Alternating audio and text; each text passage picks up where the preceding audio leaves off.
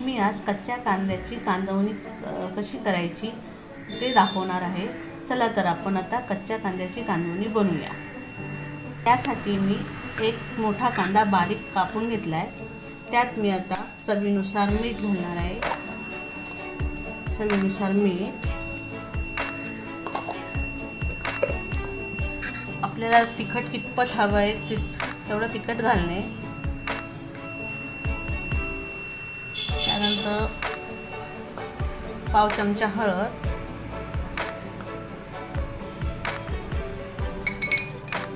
दोन चमचे तेल, शेंगदाण्याचा मोठा चमचा भरून कूट,